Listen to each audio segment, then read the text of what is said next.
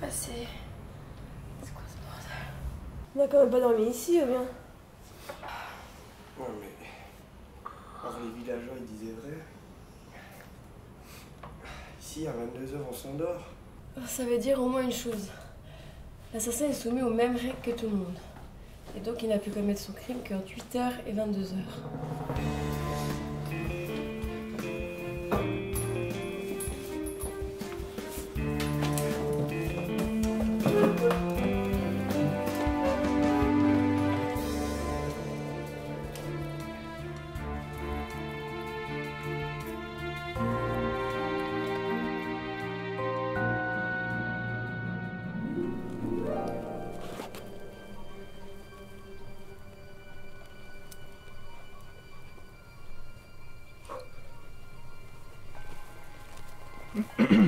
Bonjour madame, j'espère que je vous dérange pas. D'autres vous diraient que je le suis déjà. Dérangée. Mais non, inspecteur, vous ne me dérangez pas. Mère Gaïa n'avait pas grand-chose à dire aujourd'hui.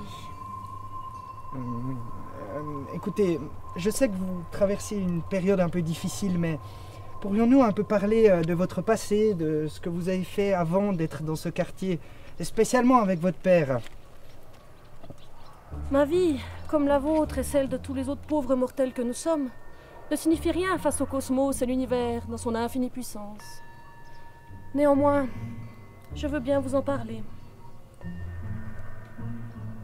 Et donc? Ma mère est morte en me mettant au monde. Mon père s'est occupé de moi. Il travaillait comme docteur et avait une clientèle dans plusieurs villages de la région. Il passait surtout son temps chez une vieille dame qui nécessitait beaucoup de soins. Dans sa grande gentillesse, mon père put m'obtenir une charge de cuisinière dans le manoir de cette vieille dame. Donc, vous travailliez avant? Vous n'étiez pas occupé à rien faire? Contacter les puissances célestes et cosmiques. Ne me parlez pas de cette période malsaine où je n'étais encore qu'une pauvre âme perdue et blasphématrice. Pourquoi m'en parlez-vous d'ailleurs? Mais c'est vous qui m'en parlez. Ah oui? C'est vrai. Donc, vous travaillez plus pour cette dame?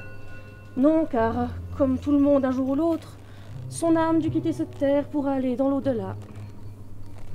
Elle est morte, quoi. Je sais que nous vous avons déjà beaucoup posé de questions à ce sujet, mais auriez-vous quelque chose de nouveau quant au meurtre de votre père? Eh bien, figurez-vous que oui. Ah! Eh bien, parlez-moi. Eh bien, voyez-vous, il m'a été accordé d'avoir une vision durant la nuit qui a précédé la mort de mon père. Une vision géniale. Parlez-moi de cette vision. Dans cette vision, je marche, je rejoins la maison de mon père, je bute sur des jambes, des chaussures. Un homme est couché. Il me fait trébucher. Je poursuis mon chemin, je sors de la maison et je rentre chez moi. Voilà. C'est tout? Bon, eh bien... Merci pour votre témoignage, merci pour tout. Ce fut fort instructif. Bonne journée, madame.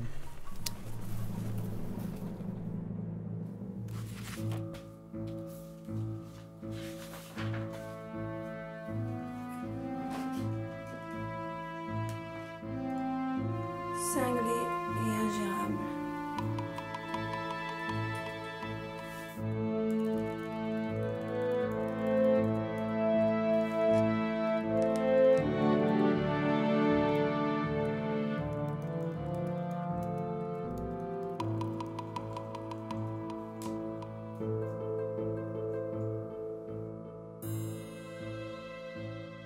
La plupart des dossiers sont prêts.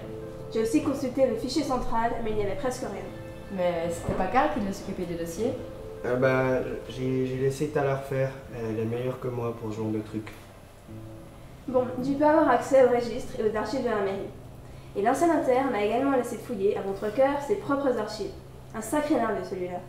Bon, pas grand-chose de mon côté. Par contre, j'ai été interroger la voyante, on va dire. Elle est bizarre quand même. Ça, on le savait déjà. Enfin bon, j'ai quand même appris quelque chose d'utile. Elle aurait travaillé pour une vieille dame comme cuisinière. Cette dame, c'était d'ailleurs une patiente de son père, je pense. Pour ma part, je suis retournée dans la maison du docteur et j'ai observé que les fenêtres ne s'ouvraient que de l'intérieur. En plus, il n'y a aucune trace d'effraction. Du coup, cela voudrait dire que l'assassin est rentré par un autre moyen que les fenêtres ou la porte d'entrée. Exactement. Et s'il y a un autre passage, je n'ai pas encore trouvé. Ah ouais, chef, la voyante m'a parlé d'une vision où... Enfin, ça se serait passé la nuit du meurtre. Toujours?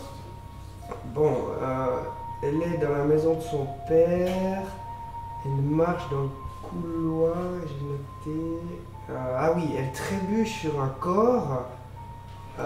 Bon, après elle se relève, elle part, ouais non, en fait c'est vraiment sans intérêt. C'est bizarre comme vision.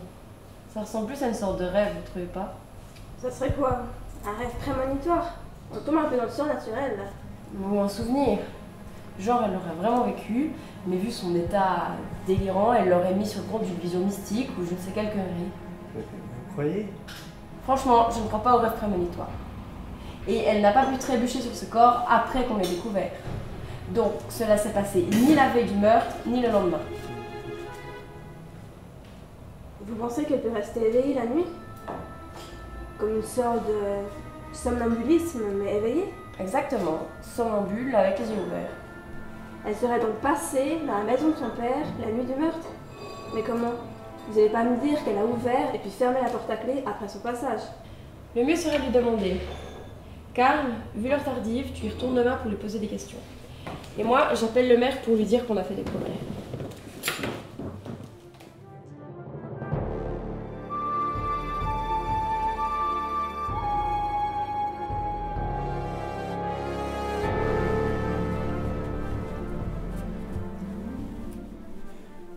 Mais je t'ai vu, toi, l'autre jour, tu lui hurlais dessus parce qu'elle t'avait piqué tout ton ail pour faire des colliers. Mais alors, c'est pas une raison pour la tuer.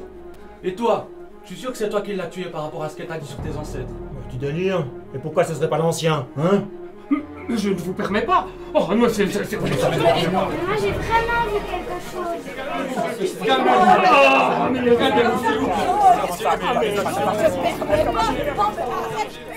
On dirait que quelqu'un a voulu faire taire la voyante. Sa mort a beau nous prouver qu'elle a effectivement marché sur quelqu'un la nuit du meurtre. Ça nous avance pas plus, puisqu'elle n'est plus là pour nous l'expliquer. Mais le plus inquiétant, c'est que si l'assassin a déjà tué 2 personnes, il est prêt à tout.